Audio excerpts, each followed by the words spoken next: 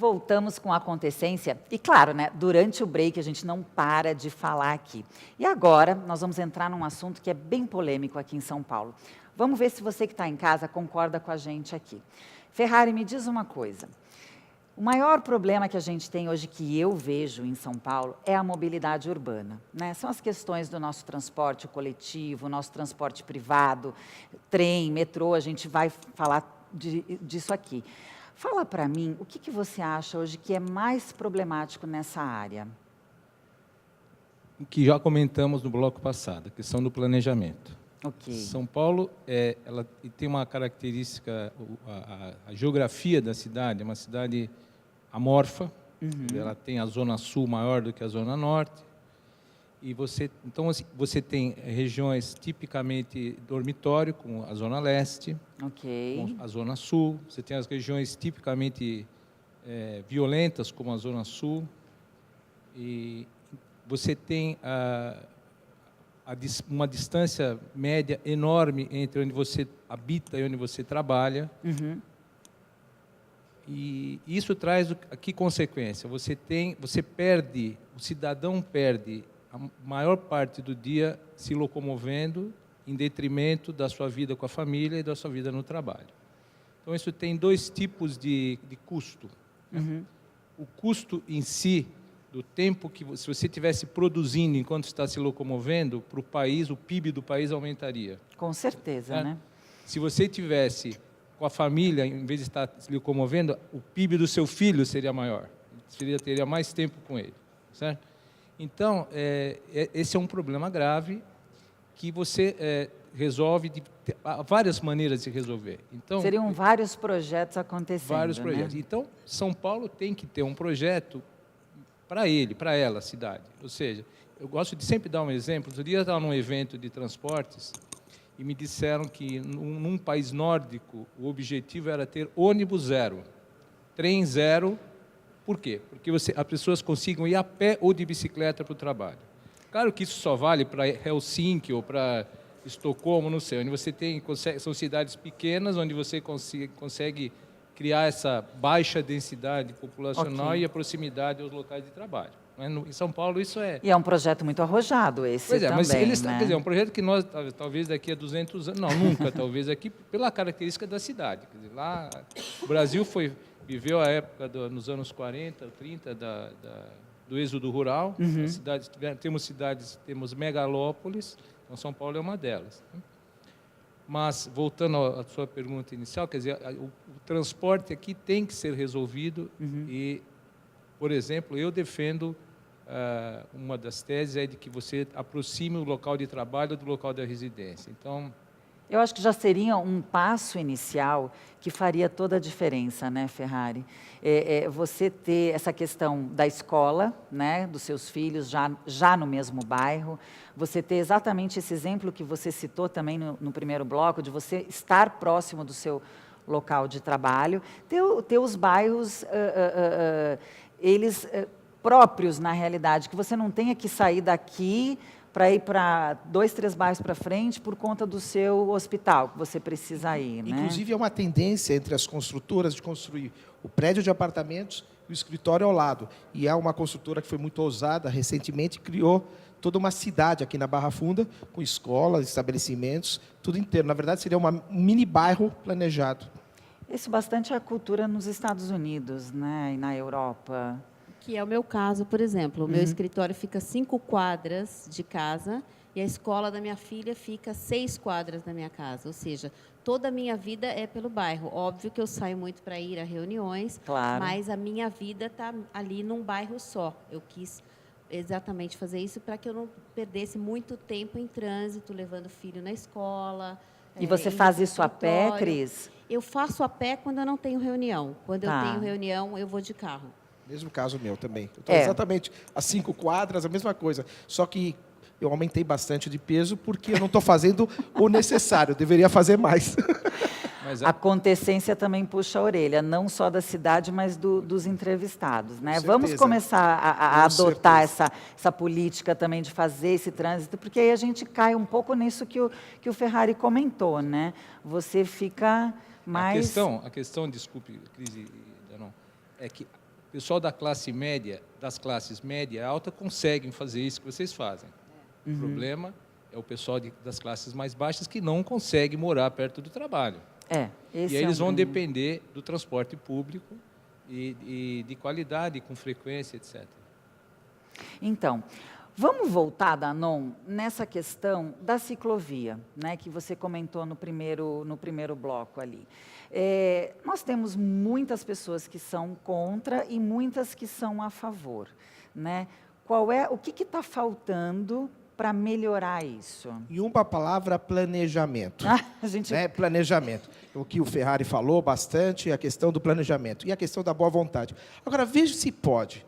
Uma ciclovia, que foi, aliás, enfim, não vou entrar em detalhes de como ela foi cotada, como ela foi feita, valores que foram muito a mais do que o normal, mas a gente sabe que, por exemplo, em frente à casa de um vereador, ela muda, ela para à frente da casa do vereador e continua depois. Interessante isso. Então, é esquisito. Quer dizer, ou seja, ciclovia é importante para saúde, para a gente poder usar para uma maior mobilidade. Porém, precisa planejamento e colocar material de qualidade a um preço justo. E tudo começa no planejamento. Cris, você usaria a ciclovia? Eu uso a ciclovia no final de semana, mas Como para lazer. trabalhar, eu não, no dia a dia, com o trânsito de São Paulo, eu tenho medo. Eu moro perto do Parque do Ibirapuera, eu tenho medo, por exemplo, de ir até lá, porque eu não vou pegar só a ciclovia, eu vou pegar algumas avenidas. Então, eu tenho medo porque eu acho que os carros e ônibus não respeitam os ciclistas. O que a gente vê muito diferente, por exemplo, eu fui para Amsterdã, lá é uma cidade que você vê todo mundo indo trabalhar de bicicleta. As mulheres vestidas de forma executiva numa bicicleta, né? Mas tem um respeito, a ciclovia foi planejada, então é outra história, né? E a gente acaba entrando, era outra pergunta que eu queria comentar com você, por exemplo, tua filha, né? Tu deixaria ela ir para a escola na ciclovia? De jeito nenhum. Num primeiro momento, de jeito nenhum.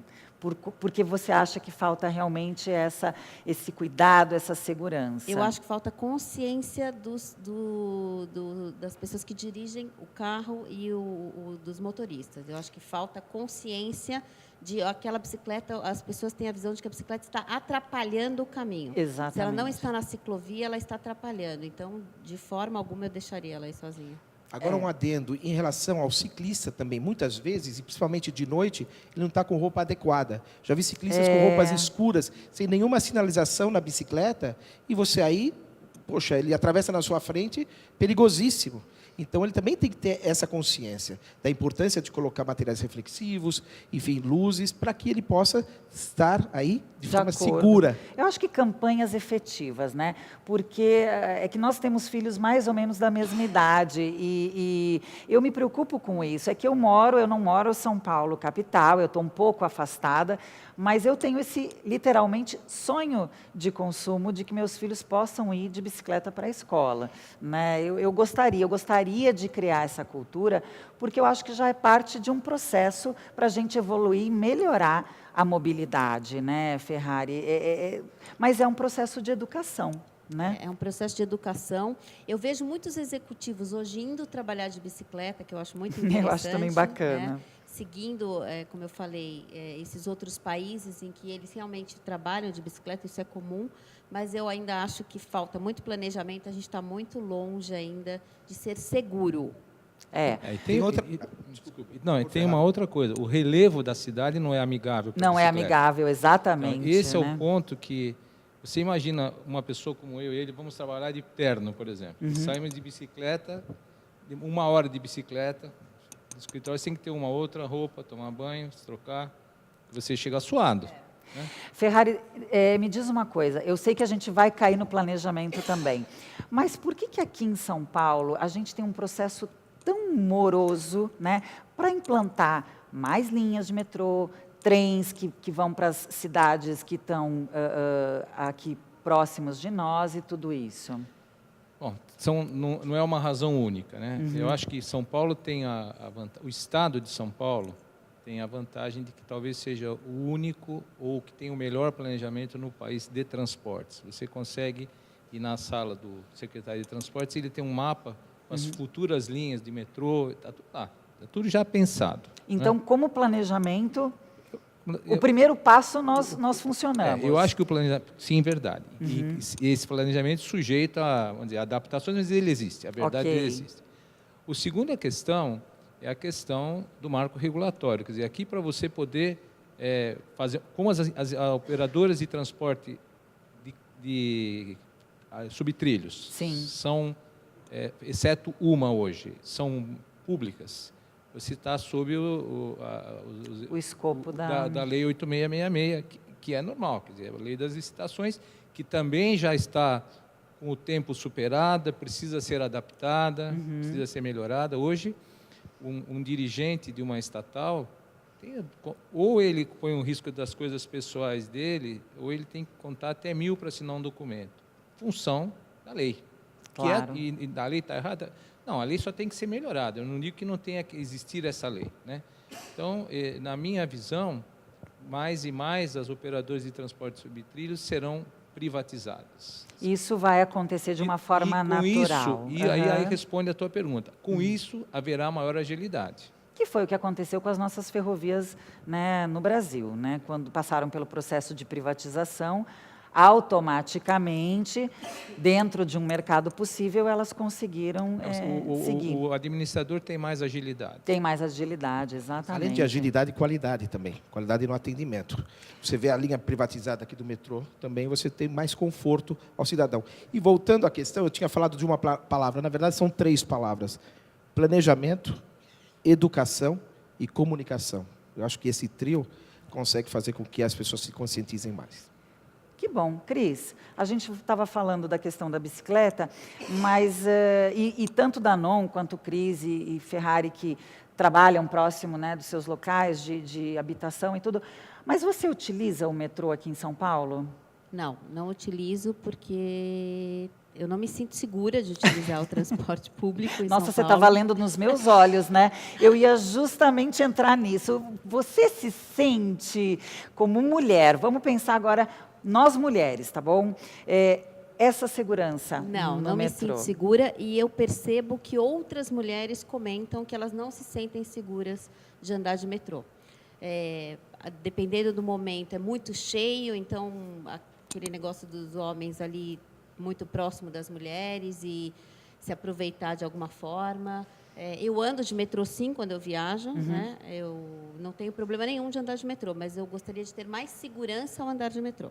Então, eu não ando. Então, é justamente essa questão do metrô, quando a gente faz uma viagem para o exterior, né? Eu também, eu ando muito de metrô quando eu saio, me sinto segura, né?